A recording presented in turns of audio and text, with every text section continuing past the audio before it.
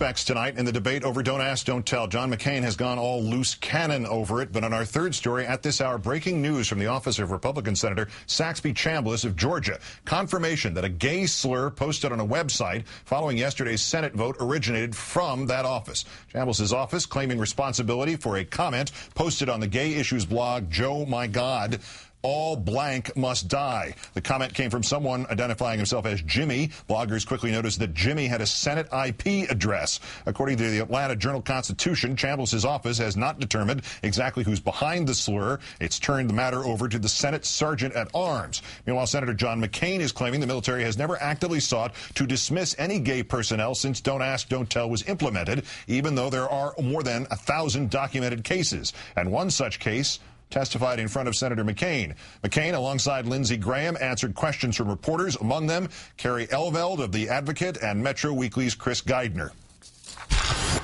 You do not go out and seek, regulations are, you do not go out and seek to find out someone's sexual orientation. But Senator, that's you not do the not. That is the fact. That is the fact. I mean, I know the military very well, and I know what's being done. And what is being done is that they're not seeking out people who are gay. And I don't care what you say. I know it's a fact. That's not what I say. I don't care what you say, and I don't care what others say. I've seen it in action. I've seen it in action. I have sons in the military. I know the military very well. So they're not telling you the truth. So Senator, just to make sure, just to make sure, we do not go out and seek out, find out whether someone. No one goes out to see whether someone is. Private emails are not being searched. We do not go out and see if someone is gay or not.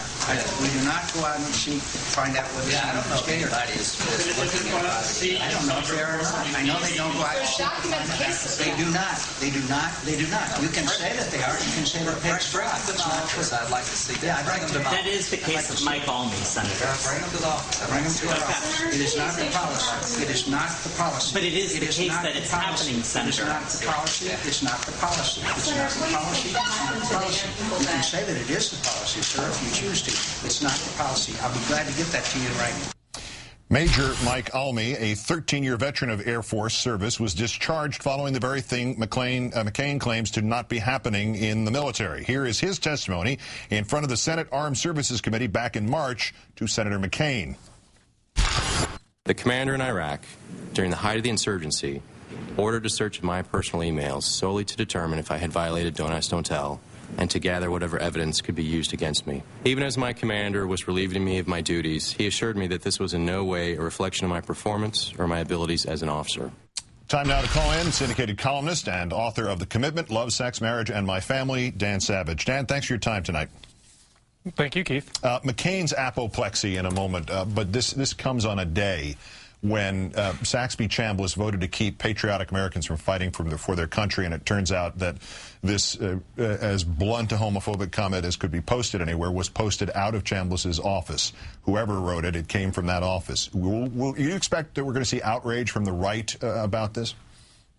Certainly not outrage from the right. I would hope you would see outrage from the right, but this is par for the course. This is what they believe. This is how they talk about us in private, when they think no one's looking and they think no one's tech savvy enough to trace their hatred back to their office. But it's no surprise. I mean, Saxby Chambliss is a homophobe, and he employs homophobes, and this is, I'm sure, how they talk about gay and lesbian Americans who are serving in the military when they think it's no one but them in the room listening. All right, well, let me ask the devil's advocate question here, because now Chambliss was the man who approved the slanderous campaign against a double amputee in Max Cleland, the senator in 2002, showed him in a split screen with bin Laden. Still, a Senate office is a big place with a lot of computers. Can you actually assign responsibility for this to Senator Chambliss? Not to Senator Chambliss, but to the company he keeps. And Senator Chambliss, we know to be a homophobe from his voting record. We don't have to peer into his mind. We have seen the evidence of his homophobia and his hatred and his bigotry in his votes, and particularly in his vote this week to keep gay and lesbian Americans out of the military. Well, at least they're all smart in the office, smart enough not to realize you could trace an IP address. Let me ask you about Senator McCain. Last night, Major Almy was on Rachel Maddow's show, and he said he was dumbfounded, was his word, by the McCain remarks. What's your reaction to them? that his outburst had everything but get off my lawn. Props to Kerry Eleveld for committing an act of journalism in the presence of a U.S. senator and challenging McCain. He is not entitled to his own facts. You know, some of us are old enough to remember when Senator McCain condemned agents of intolerance on the left and the right, and it is sad and tragic and pathetic to see that he has become himself an agent of intolerance who hopes to get his cut on November 2nd. In a strange way, though, does it help your cause when you see a John McCain launch into full-fledged fingers in the ears, pissy old man mode when it comes to don't ask, don't tell?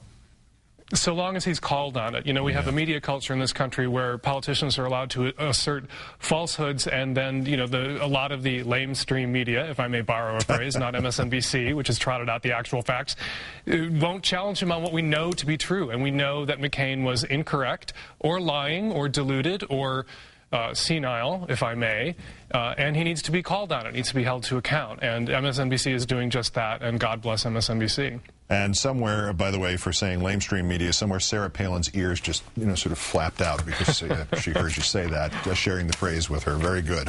Author and columnist Dan Savage, as always. Great thanks, Dan. Thank you, Keith.